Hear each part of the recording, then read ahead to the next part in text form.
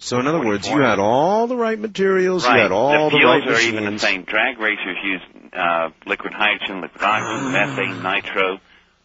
You had access to everything I didn't. Right. Well, see, it was all there, and during the day I'd build the engine because my dad made me do it, and I hated that part. But in the evenings at night, the whole place was mine. And so those shops are built. That shop and those two shops have something in common. They build things for speed. Yeah. And so I had that, plus I had all the expertise around me with all the machinists. And I was a pretty fair machinist myself by the time I was 12. So I had all the materials there, and I started building rockets, big ones, fast ones. Didn't your dad and your mom have anything to say about this as you know? The first rocket that I built, the very first one I ever launched, I was 12 years old, and I launched it down the backyard, and it left the backyard about 3,500 miles an hour. Oh, my God. And it burned a hole in the yard back there about half the size of a football field. Burnt the grass to the roots, and that thing was screaming to the sky. My mother come running out the backyard. And I had some friends standing there with me, and I turned around, and they were gone. We weren't even allowed to play with matches at that age. And here, this thing done blow the fireball the size of a football field, and my mother's seeing this thing just rocking enough. I got an altitude reading on it. Now, people ask, well, how you got the equipment for an altitude reading? Yeah, how? It's so simple, Art. You grab a piece of little plywood, yeah, and you take a protractor, you know, that little plastic half-moon thing? Sure. You glue it on the board, punch a hole through the center of it, put a 36-inch long piece of wood strip on it, screw two little eyelets on each end like gun sights, yeah, mark 500 feet from the pad to where you're standing so you get the cosine tangent of 1 on the table trigonometry, and you take a stopwatch and you look at the eyelets and you track the rocket till it gets to its high point on apogee. Turn around, look at the protractor, take your degrees, put it back on the trigonometry table, and there's your altitude. With your stopwatch, you got velocity. So how high did it go? Not bad. I made about 12,000 feet. 12,000 feet? Yeah, it was pretty good ways. And clear blue sky that day. Now, suppose there had been the equivalent of a Flight 800 going over. Well, I guess I had enough foresight because I lived at that time. I called the airport, and I knew that the flight schedules and timetables where everybody was in that particular area I was at, and I'd plot out their little flight paths and what times they fly, and there are standard route patterns. You know, they're off a few minutes, but you got windows that you can shoot through. And FAA every once in a while would come out there and know what they were looking for. These strange-looking blips on their radar. But anyhow, so you call a control tower, and here you are a kid. No, I actually call FFS, Flight Service Station. They'll give you times and schedules. But, I mean, even so. Right. Hey, kid, you're going to do what? No, you don't tell them what you're doing. Oh, I see. In other words, you want to know what are the routes and what vectors they fly and when they fly and their time quarters.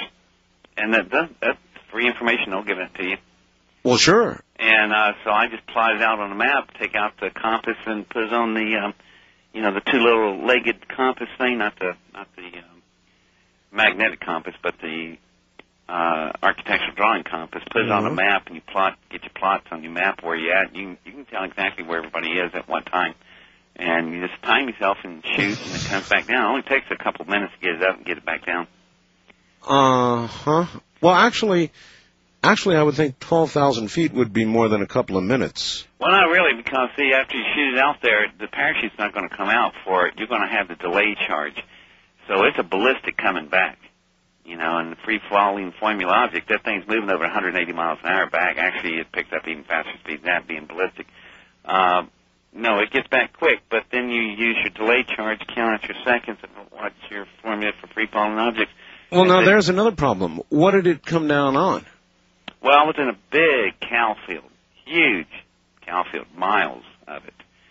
There was 4 farms that intersected with each other, and the 4 farmers let me get right in the 4 corners where all the 4 farms met. I was allowed to get right at that center point, and so I had private farms in 360 degrees in all directions for miles. And I was really lucky. Those farmers let me do that. And they had took a backhoe and dug out a big dirt pit with a dirt ramp and I could do silo launching because not everything was successful. But so you did have some failures. Oh man! I'm so glad to hear that. Oh God, Art. Yeah, well, I tell you, well, your failures were modest, I would have to say, because boy, mine when they messed up, it was horrible. That's why I did silo launching, so if they explode, I don't sling shrapnel in all directions and hurting cows that always were nearby. Well, my silo launch, the one I did, it blew up the silo and a giant limb off a tree in my backyard. And actually, that was the end of my home rocketry career, and pretty much my rocketry career anyway. I'll tell you about a mishap when we come back. All right. David Adair is my guest, and just wait till you see where we're going with this. Eventually, to an area adjacent to me right now. I'm out here in the desert near Area 51, otherwise known as Dreamland. This is Coast to Coast AM. I'm Art Bell, and we will be right back. Here again is Art Bell. Once again, here I am. Good morning. David T. for Tyson Adair is my guest. He's actually a rocket scientist, and the story I am going to have him tell here in a moment is one that, if you didn't understand his credentials, would stretch your credulity. It concerns an area that I'm adjacent to here out in the middle of the desert. As Strange Universe once said about me, my neighbors here are lizards and scorpions and stuff like that. That's the kind of area we're in, near Dreamland. We'll tell you about that.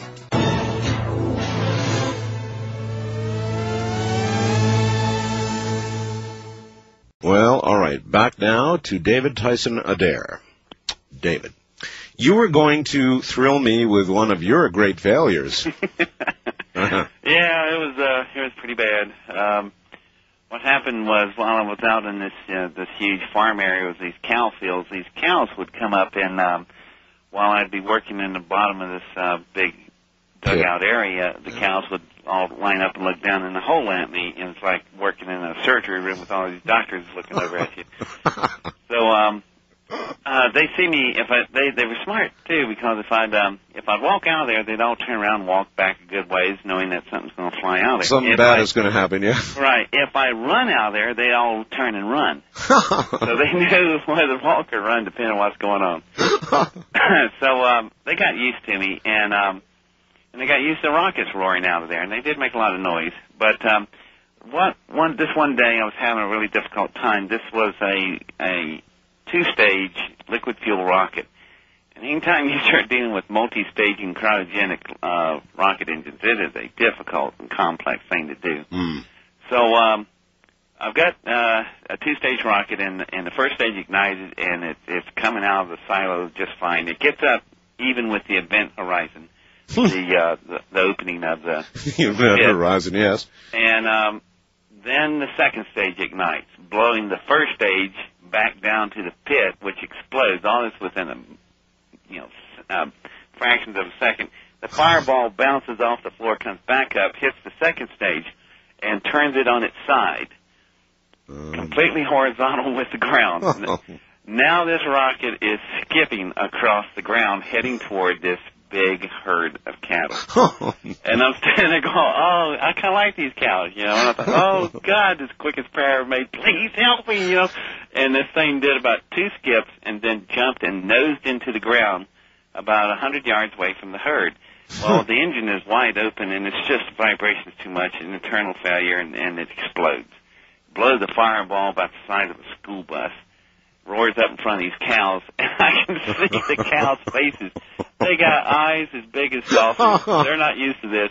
And they all make a turn, just like an army, a total unison about face, and they stampede. Now, that's okay. The problem is, on the far side, I can see over in the far side of the herd, there's this one poor cow. She's looking in another direction, didn't see anything. And she disappears. And I run over there, and this cow has been trampled to death. It was dead. It was all busted up. And I'm standing there going, I'm trying to pick its head up, and I'm going, oh, God, I'm killing this cow. So the farmers come running out there, and they get there with their pickup trucks, and they go, you all right? And I said, yeah. And I said, I don't think this cow is, though. And they're going, no, the cow looks pretty dead. So they go back and get the front end loader and come by and scoop this cow up. And they said, you got to come back to the barn. And I thought, oh, God, I'm going to be thrown off this property. They're going to the neatest launch site I've ever had. So we get back there, and they put a chain on this cow and hoist this cow up on a chain by a tree. And they said, normally we take cows to the slaughterhouse, but it's really hot today and we don't have time. And they said, you're going to have to dress this cow. And I'm standing there, and I'm only punishment 13 years old, and I'm going, why would I want to put a dress on this cow?